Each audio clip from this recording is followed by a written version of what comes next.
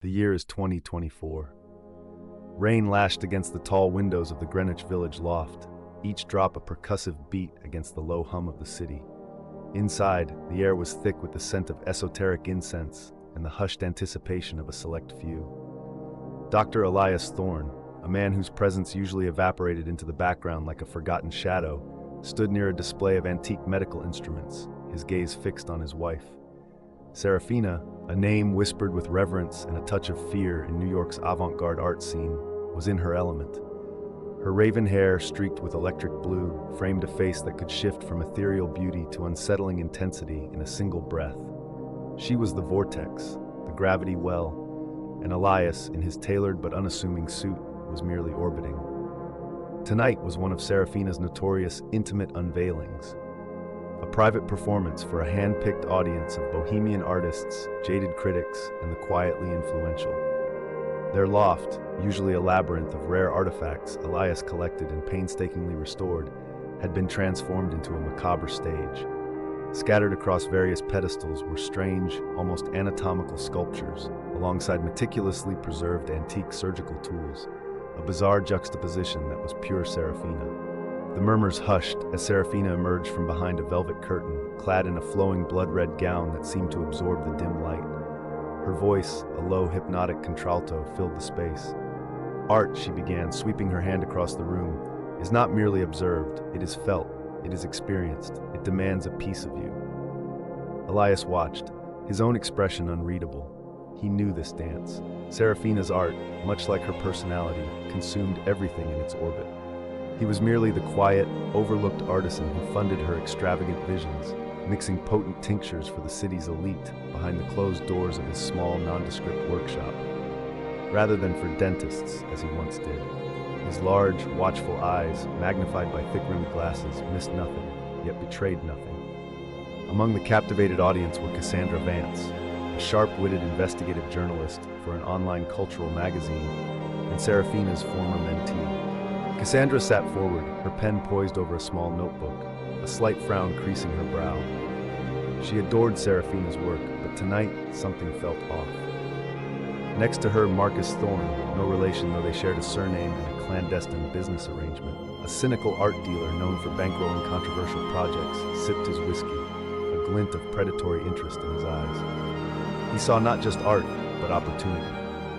The performance escalated. Serafina's movements became more erratic, her voice rising to a crescendo as she began what she called the anatomy of emotion. A veiled figure, later revealed to be a life-sized mannequin, was wheeled onto the stage. With chilling precision and a theatrical flourish, Serafina proceeded to dismember the mannequin, each symbolic severing accompanied by a raw, guttural cry, an echo of the verbal lacerations she so often inflicted upon Elias behind closed doors.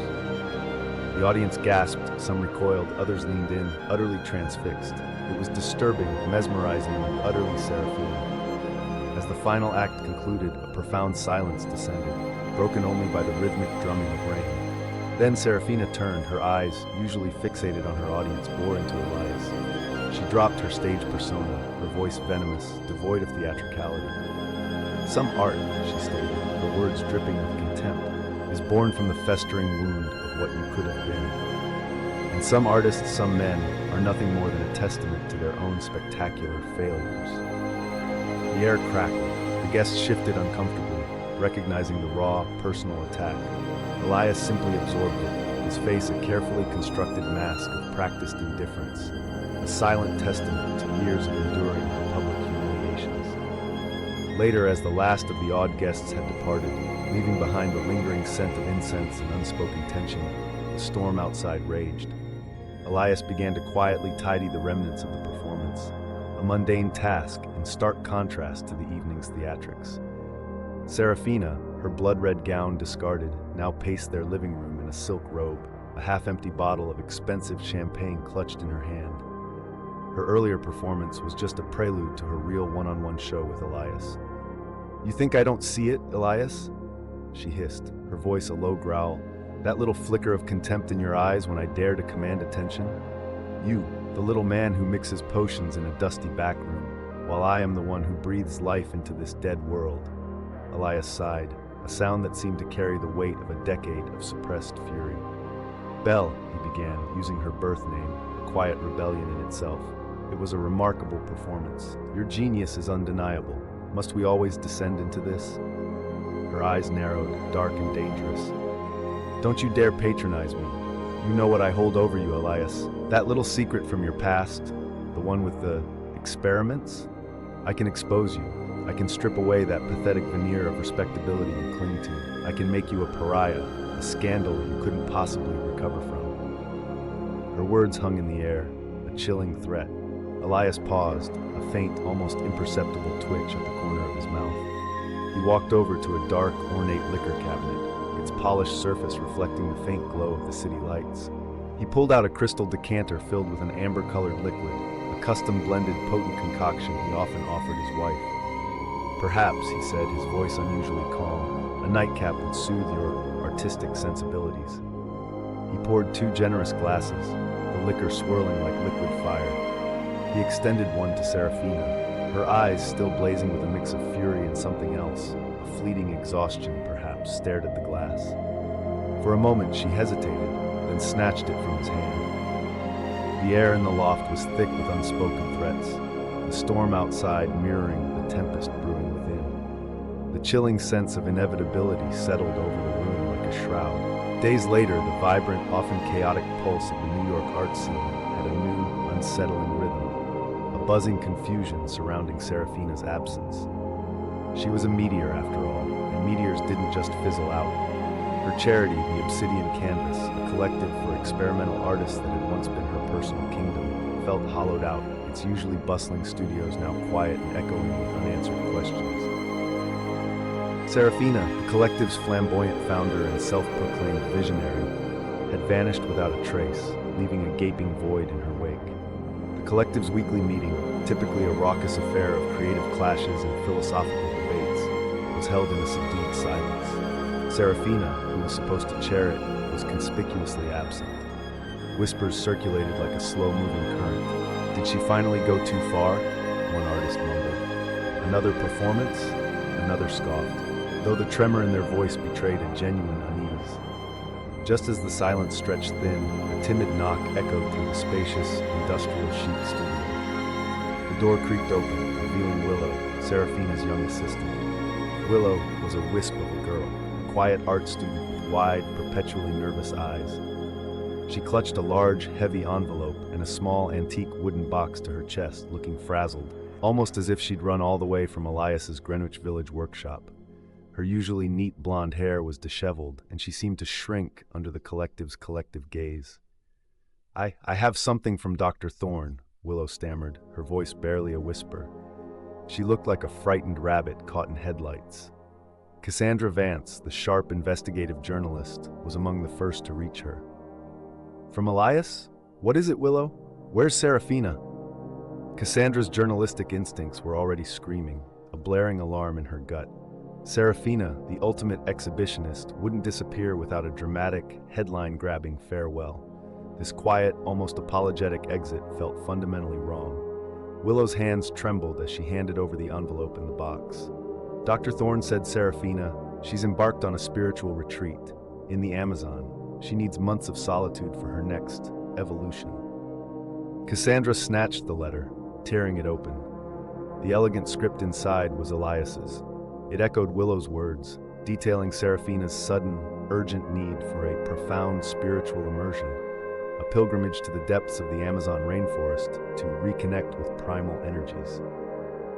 The letter explained that Serafina had entrusted him with the collective's financial ledger and digital archives, contained within the antique wooden box, so they could appoint a temporary treasurer in her absence. It was all meticulously, almost too meticulously, explained. A collective groan rippled through the room. "The Amazon?" someone scoffed. "Serafina? She can't even stand a week without artisanal coffee and air conditioning." Cassandra's eyes, however, were fixed on Willow. The young woman's face was pale, her gaze darting, refusing to meet anyone's eyes directly. A faint, almost imperceptible bruise bloomed on her wrist, partially hidden by her sleeve. Cassandra filed that observation away. 3 weeks later, the New York social circuit was abuzz with its latest scandal. The annual Metropolitan Art Gala, usually a bastion of curated elegance, became a hotbed of whispered gossip when Dr. Elias Thorne arrived. And he was not alone. On his arm, looking strikingly out of place yet clinging to him with an almost desperate possessiveness, was Willow. Her usual timid demeanor was replaced by a forced confidence, her dress too bright, her smile too wide. The outrage was immediate, a visceral reaction among Serafina's friends and colleagues. Clara, a prominent art patron and close friend of Serafina's, stared incredulously across the ballroom. "Are you seeing this, Margaret?" she hissed to a friend. "That man, with Serafina's assistant? At this event, it's an insult. How dare he parade his infidelity so openly?" Clara, like many, assumed Elias was openly cheating on Serafina, who was supposedly off on her exotic retreat. The sheer audacity of it, in such a public place, surrounded by Serafina's closest allies, seemed unfathomable. Cassandra, however, saw something more. She saw the way Elias's hand suddenly tightened on Willow's arm whenever someone looked at them for too long. She saw the way Willow's eyes, though bright with feigned happiness, flickered with a deep-seated fear, like a cornered animal. Elias, calm and impeccably dressed, smiled thinly at the whispers, seemingly oblivious to the venomous stares.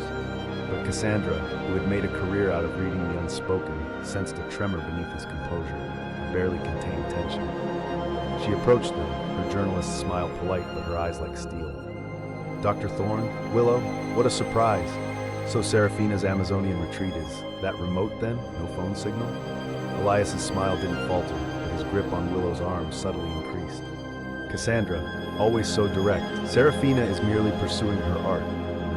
A radical new direction, requires complete detachment. Willow has been an invaluable comfort during this transitional period." Willow managed a weak smile, but Cassandra noticed the subtle tremor in her hand as she adjusted her clutch bag, the flicker of fear in her eyes before she quickly averted them. It was a fleeting moment, but enough.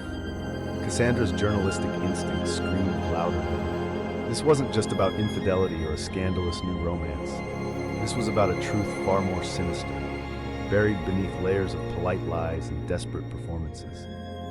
Serafina's disappearance felt less like a spiritual journey and more like a carefully orchestrated vanishing act, with Elias and Willow playing their parts in a very dark, very real play.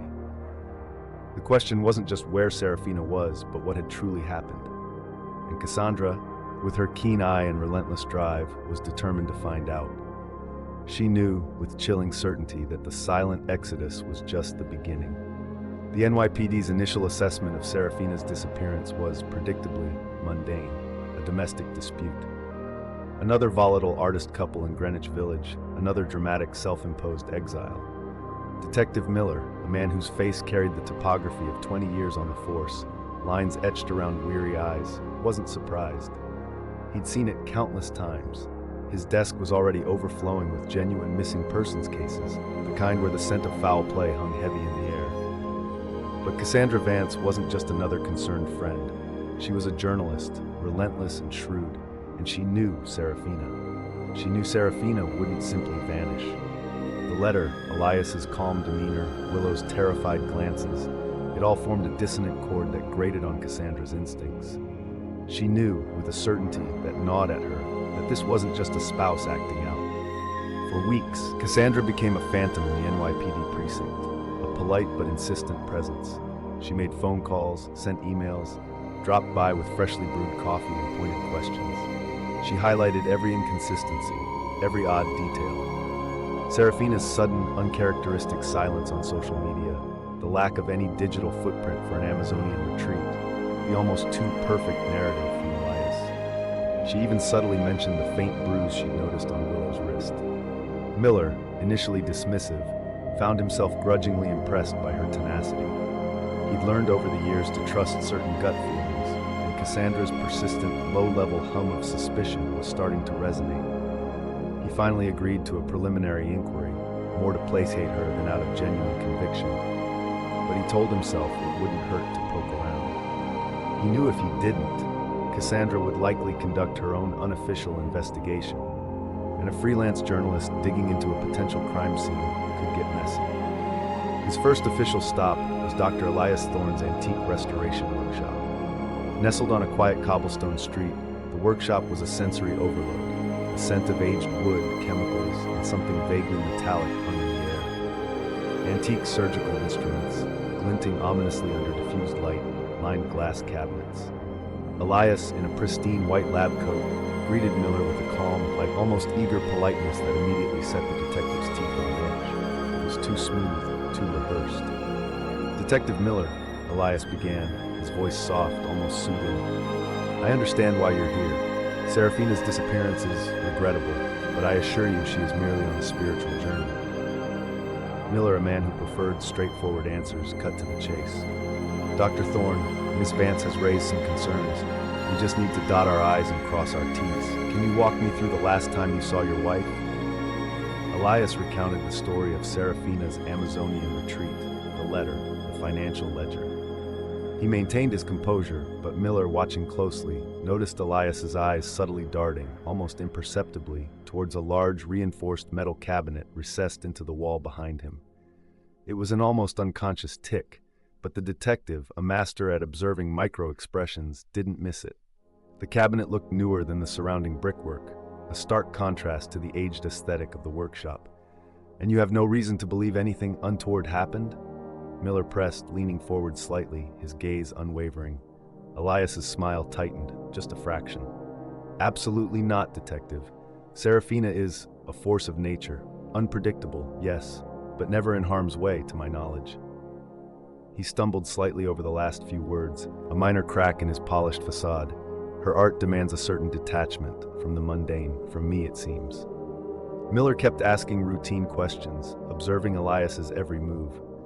The doctor was overly eager to cooperate, offering explanations before questions were even fully formed, almost as if he had rehearsed them. This hyper-cooperation was a red flag. Guilty men often overcompensate. Innocent men were usually just annoyed. "Dr. Thorne, given this is a missing persons inquiry, we'd appreciate your cooperation in allowing us to conduct a basic search of the premises," Miller stated, his voice even, though his eyes lingered on the metal cabinet. "Just standard procedure." Elias's response was immediate, almost too quick. "Absolutely, detective. Search my house, my workshop, whatever you deem necessary. I have nothing to hide. Serafina's safety is my utmost concern, as it always has been." He even offered a key to the cabinet, a gesture that should have eased Miller's mind, but instead deepened his unease. The initial search yielded nothing. Miller's team, though thorough, was looking for obvious signs of a struggle, disturbed furniture, anything overtly suspicious. The workshop was meticulously clean, almost sterile, save for the dust motes dancing in the shafts of sunlight. The metal cabinet contained rows of rare, vintage medical texts and elaborate, custom-made glass vials filled with colorful liquids, Elias's potions. Nothing to suggest a crime. As Miller prepared to leave, a nagging suspicion lingered. Elias's almost too cooperative demeanor, the way his eyes kept flicking to that cabinet even after it had been searched, the subtle tremor in Willow's hand at the gala. It all painted a picture that didn't quite align with a simple, spiritual retreat. He told Elias that for now, his story checked out, but he really needed to speak with Serafina to officially close the case. Elias promised to relay the message if she ever made contact, his smile still pleasant, still unsettling. Miller stepped back out onto the cobblestone street, the faint scent of old wood and chemicals clinging to his coat. The rain had stopped, but the sky remained a bruised purple. He knew he was missing something. Elias Thorne, the passive, overlooked husband, was hiding something. And Detective Miller, driven by an almost pathological need for answers, felt the thread of a much darker, far more intricate mystery starting to unravel before him. He just had to find the right end to pull. The disappearance of Dr. Elias Thorne and Willow, just 5 days after Detective Miller's preliminary inquiry, sent shockwaves through the city's art and police circles. For Miller, it was the final damning piece of the puzzle.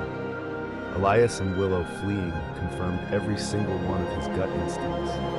They weren't just running from an affair, they were running from something far more sinister. The placid demeanor Elias had displayed in his workshop now seemed like a carefully constructed dam, and it had just burst. Miller immediately launched a full-scale manhunt. Alerts with Elias's passive, owlish face, and Willow's timid, youthful image were plastered across police stations and newspapers, not just in New York, but across the country.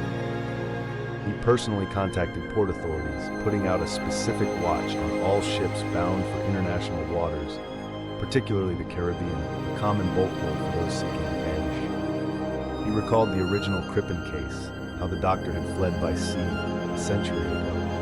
History, it seemed, had a chilling habit of repeating itself, even if the details were slightly off-kilter. Meanwhile, Miller and his specialized forensic team descended on Elias's Greenwich Village workshop with a new ferocity. This wasn't a casual peek anymore. This was a meticulous, no-stone-unturned search for a body. The charming, three-story brownstone, usually a picture of quiet sophistication on its quaint cobblestone street, was now a scene of grim determination. Police vans lined the block, their flashing lights casting an eerie blue glow on the rain-slicked pavement. Inside, the forensic team tore the place apart. Every antique, every medical instrument, every carefully curated item was examined, documented, and moved. They flipped over mattresses, emptied drawers and closets, and even dismantled sections of false walls Elias had built for display. They found nothing. No bloodstains, no signs of struggle, no hidden compartments. The workshop remained stubbornly pristine, an infuriatingly clean canvas hiding a potentially horrific secret. Miller felt a cold frustration building inside him. He'd been duped, played by a man who seemed utterly incapable of violence. He'd trusted the quiet professor, the unassuming restorer, and that trust felt like a personal affront. He descended into the basement, a space he'd barely glanced at during his first visit. The air was colder down here, a damp chill that seemed to seep into his bones, distinct from the humid summer air above ground. Other investigators were already there, conducting yet another fruitless sweep. The basement was just as clean, just as organized as the rest of the house, filled with storage shelves, climate-controlled crates, and more antique restoration equipment. As Miller turned the corner at the base of the basement stairs, his eyes, trained by decades of looking for what didn't belong, caught on something. A section of the concrete floor in front of a disused brick fireplace looked different, newer. The color was slightly off, a shade too light, and the texture seemed unnaturally smooth, lacking the worn patina of the surrounding floor. It was subtle, almost imperceptible to the untrained eye, but to Miller it screamed. A hunch, strong and undeniable, seized him. "Hold on," he muttered, walking over to the fireplace. He knelt, running his gloved hand over the suspect patch. It felt too uniform, too deliberate. He picked up a pry bar from a nearby toolbox. "Get everyone back. I want this section opened up." His team, initially skeptical, quickly moved back. Miller jammed the pry bar into the seam between the suspicious concrete and the older floor. With a grunt, he heaved. A faint cracking sound echoed in the quiet basement. He dug the bar in deeper, leveraging his weight. The concrete began to splinter, revealing darker, rougher earth beneath. And then it hit them, a smell. Not merely unpleasant, but viscerally, nauseatingly horrific. It was a dense, cloying stench, a combination of decay, chemicals, and something undeniably metallic. It struck with the force of a physical blow, so gross that one of the younger officers immediately gagged, stumbling backward. Before long, the entire group of investigators had basically fled the basement, clutching their mouths and noses, retching into nearby trash cans. Miller, a veteran of countless grim scenes, felt his own stomach clench, but he forced himself to breathe through his mouth, focusing on the task. He signaled to his team, who, after composing themselves, put handkerchiefs over their noses and mouths, and reluctantly returned to the basement, their faces pale under the harsh fluorescent lights. "Shovels," Miller rasped, his voice muffled. A few quick scoops of the shovel through the exposed earth, and then they saw it. Not bones, not a full body, but something far more disturbing. In the shallow pit, nestled in the damp earth, were human organs, meticulously arranged and strangely preserved in a reddish, amber-colored resin. Alongside them, a single, remarkably intact piece of skin, seemingly removed with surgical precision, lay like a grotesque blanket. There were no arms, no legs, no head, just this chilling tableau. A gasp went through the remaining team. It was a scene ripped straight from a horror film. Among the horrifying remains, they found small, bright strands of hair. Unusual, almost unnaturally colored, the signature hues of Serafina's experimental dyes. A small, intricately carved obsidian serpent pendant, identical to one Serafina always wore, lay beside the preserved skin. And further forensic analysis, conducted hastily on site, revealed traces of a powerful, custom-compounded sedative within the organs. A sedative Miller knew that Elias Thorne, the quiet antiquarian and potion mixer, was perfectly capable of producing. The discovery shattered Elias's carefully constructed facade. What had started as a simple missing persons inquiry had spiraled into a chilling murder investigation. The silent exodus of Elias and Willow was no longer just suspicious, it was damning. They weren't just running from a scandal. They were running from the unspeakable horror buried beneath the polished concrete of a Greenwich Village workshop. And Miller knew, with a certainty that chilled him to the bone, that the serpent had finally shown its true colors. The capture of Elias Thorne and Willow on a cargo ship bound for the Caribbean, just hours after the gruesome discovery in the basement, sent shockwaves through the nation. The media frenzy was immediate and relentless. The Obsidian Serpent case, as the tabloids dubbed it, became the most sensational murder mystery in years. Elias, the mild-mannered antique restorer, was now depicted as a cold-blooded killer, and Willow, his timid assistant, a complicit accomplice. The trial was a spectacle, a macabre ballet played out under the harsh glare of Klieg lights and relentless cameras. Elias, represented by a brilliant but eccentric defense attorney, maintained his innocence with a quiet, almost unsettling resolve. He claimed he was framed, that Serafina, in her relentless pursuit of the ultimate artistic expression, had orchestrated everything. His attorney spun a complex, almost unbelievable tale of Serafina's involvement with a dark, underground art collective that dealt in human remains and extreme performance art, hinting at a hidden world far more twisted than anyone could imagine. The Obsidian Serpent pendant, he argued, was not merely Serafina's personal adornment, but a symbol, a sinister sigil of this clandestine society. The male body in the basement, Elias insisted, was a casualty of their bizarre rituals, a sacrifice gone wrong, and he, Elias, was merely a convenient scapegoat. The prosecution, led by a ruthless district attorney named Anya Sharma, painted a chilling picture of Elias as a calculated murderer. She highlighted the powerful, custom-compounded sedative found in the organs, the surgical precision of the dismemberment, and Elias's desperate flight. Willow, looking frail and terrified, testified against Elias, her voice barely audible as she recounted how Elias had coerced her, how he had manipulated her, and how she had seen him preparing strange tinctures in the days leading up to Serafina's disappearance. Her testimony, though shaky, seemed to seal Elias's fate. But the central, nagging mystery remained. The body in the basement was male. This fact, a bizarre twist echoing a century-old unsolved case, complicated everything. If Elias killed Serafina, where was her body? And who was this unidentified male victim? The prosecution struggled to explain this glaring discrepancy, forced to argue that Elias had perhaps killed two people, or that the male victim was a desperate attempt at misdirection. Cassandra Vance, driven by a relentless, almost obsessive pursuit of the truth, sat in the public gallery day after day, her mind reeling. She knew the story was deeper, darker than what was presented in court. Elias's claims, wild as they seemed, resonated with the extreme, taboo-pushing nature of Serafina's art. She began to pull at threads no one else dared to touch, diving deeper into Serafina's hidden life. Her investigation led her down a rabbit hole of esoteric art circles, encrypted online forums, and whispered rumors of exclusive, invite-only happenings that pushed the boundaries of human experience. She discovered a clandestine society known only as the Serpent's Coil, a group that believed true art lay in confronting, manipulating, and ultimately transcending the physical form. Their symbol, a coiled obsidian serpent. Serafina wasn't just a member, she was a rising star, perhaps even a leader.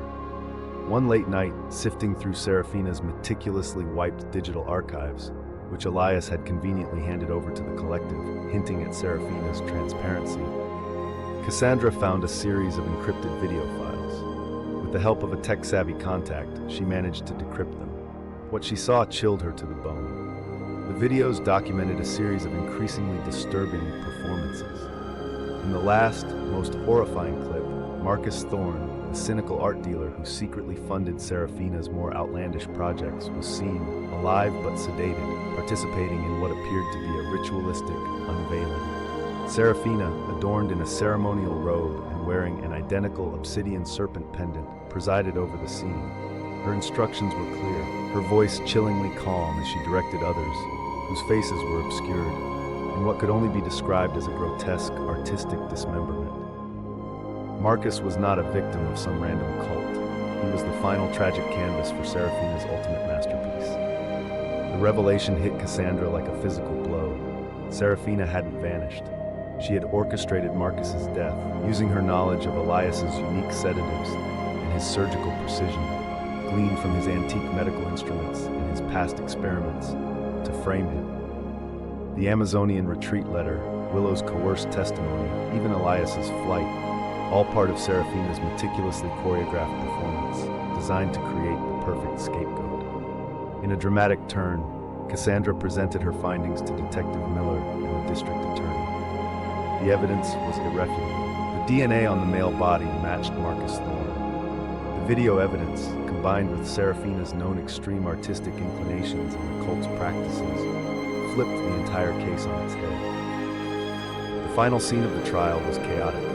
Elias Thorne was acquitted of Serafina's murder, the revelation of the male body, and the new evidence clearing his name in that regard. However, he was convicted of Marcus's death due to his complicity, his knowledge of the sedative, and his attempt to cover up the crime by burying the body. He received a life sentence, his quiet life in Greenwich Village ending in ignominy, trapped in a prison of his own making. Willow, granted immunity for her cooperation, disappeared from public life, forever haunted by her unwitting role in Serafina's dark vision. But Serafina was never found. The Obsidian Serpent cult seemed to dissolve into the shadows, leaving no trace. Detective Miller closed the case, but the feeling of incompleteness gnawed at him. A few weeks after the trial, Cassandra received an anonymous package. Inside, nestled on a bed of black velvet, was a single, vibrantly colored lock of hair, identical to Serafina's electric blue streaks. Attached was a chilling, handwritten note scrawled in an elegant, familiar hand. The performance is never truly over. The story ends with Cassandra staring at the lock of hair, a shiver running down her spine. Serafina wasn't gone. She was out there, a ghost in the machine, her art continuing in the shadows. The world might think the curtain had fallen on the Obsidian Serpent, but Cassandra knew, with a horrifying certainty, that Serafina was merely preparing for her next, perhaps even grander unveiling, leaving both the police and the audience to forever wonder about her next macabre act.